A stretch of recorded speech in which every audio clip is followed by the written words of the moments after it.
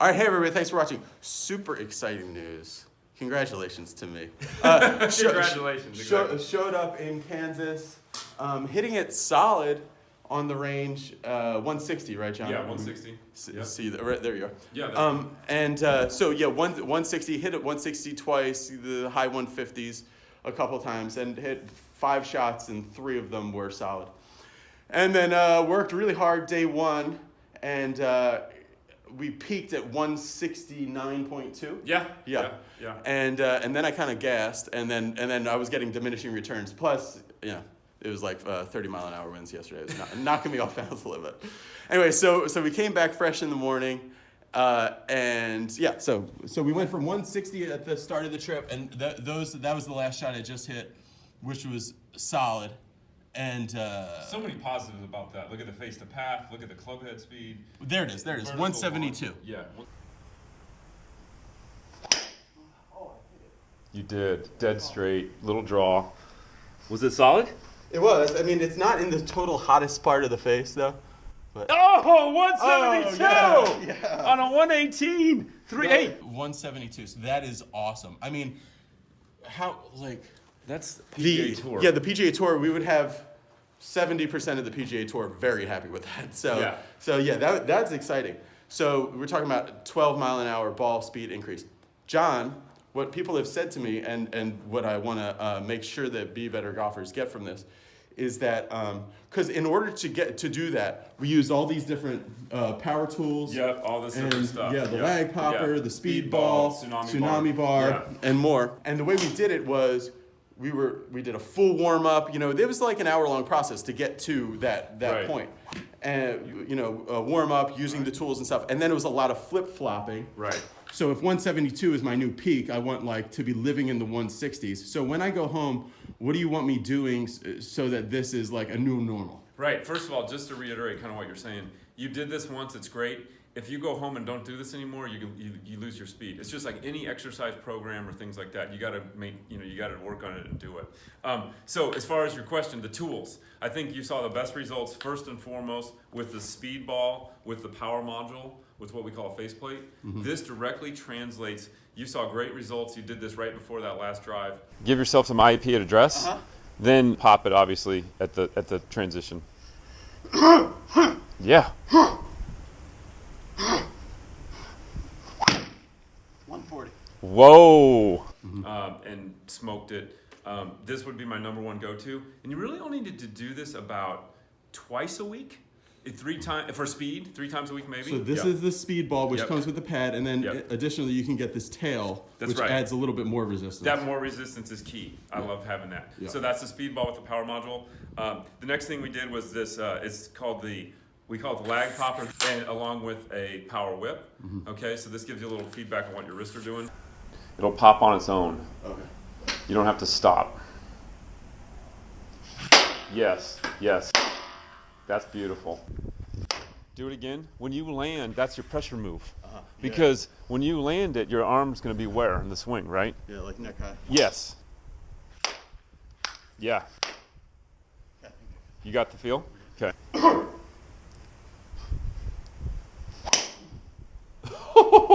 And then we also, I thought was a great tool for you, was I call it a tsunami bar.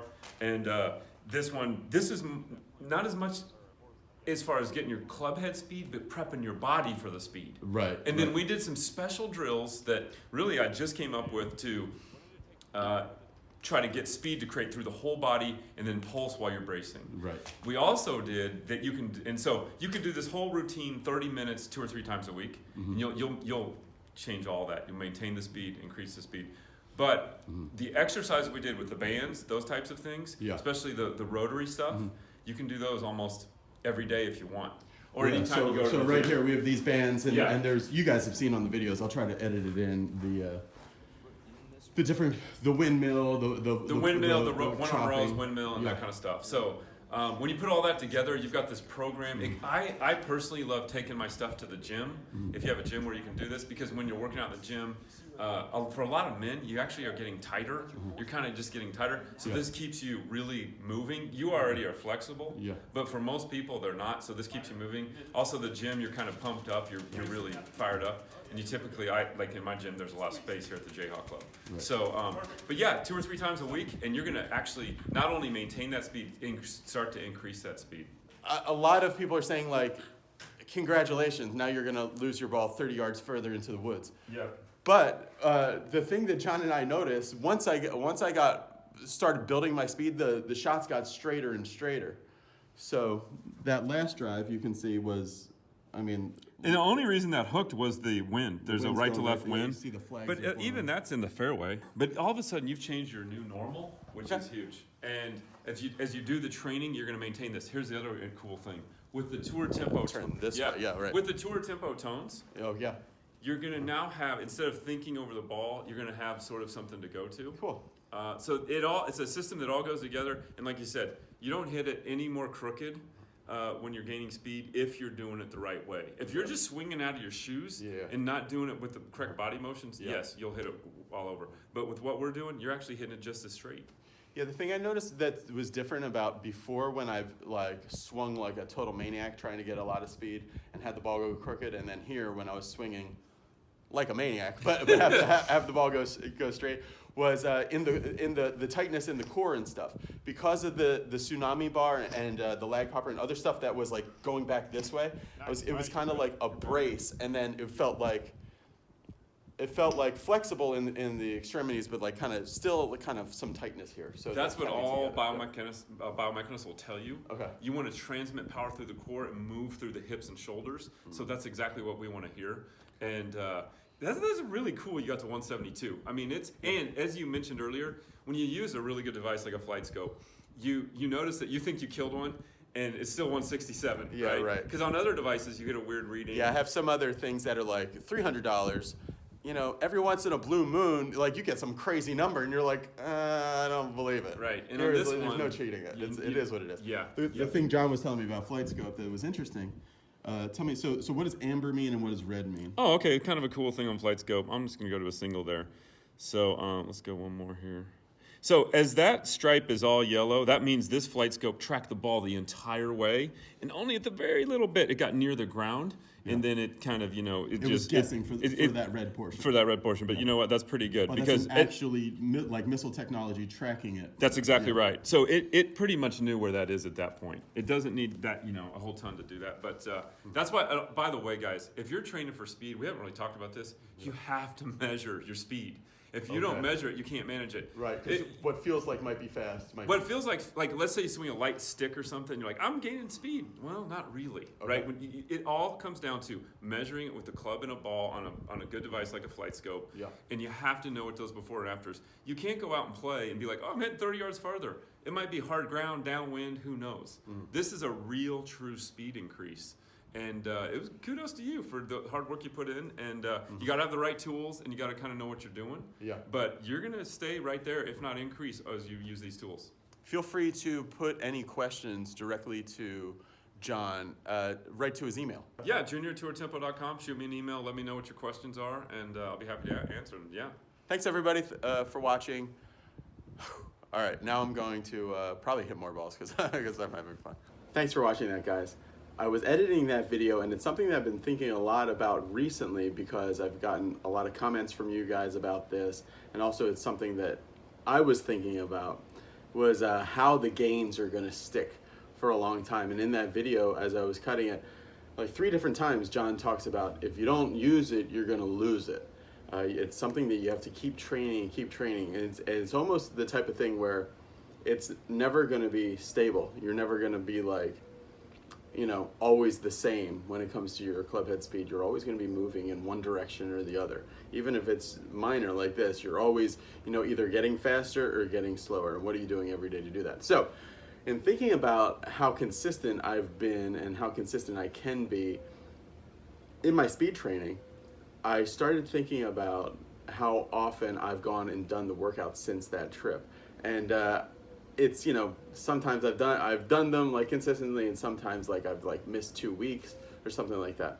So I want to be more consistent, and also I want to do some fun stuff to get more connected to Be Better Golfers. So what I'm thinking about doing is this thing called a Be Better Golf practice pod.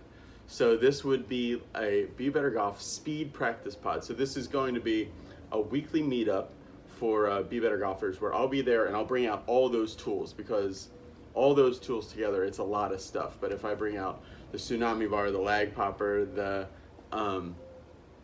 speed ball, the Golf Stick Pro, there's probably like 7 or 8 different things. And I was thinking that we would meet in a park every Monday at 7 o'clock and work on our speed for an hour. So I was thinking that could be something really cool, because it's a way to be consistent, and it's also like, it's like, okay, this is important to me, this is the time I'm going to take to work on my speed. And the thing that I found in that video, and that I had heard from some of my friends who are golf instructors that I really respect, is that really the more you work on your speed and speed swings, it actually improves your regular swing. So as long as you're doing it in the right way, with feedback, with the correct tools and other things like that. So this is all come down to, if you guys are interested in joining me for weekly speed meetups, like training sessions, we're all getting together, we're using the tools and everything like that, email me, contactbebettergolf@gmail.com. It's going to be in Long Beach, California, at one of the very nice parks around here in Long Beach, California. So email me and we'll figure out, I'll figure out what's a good park to do it at, how big I want the group to be, and everything like that. But if you're serious about it and you want to get your speed better, this is a great way to do it. Have something consistent. Mondays were my softball practice times, so I'm canceling softball practice for me. I'm not going to be there anymore, so that I can really focus on my golf speed.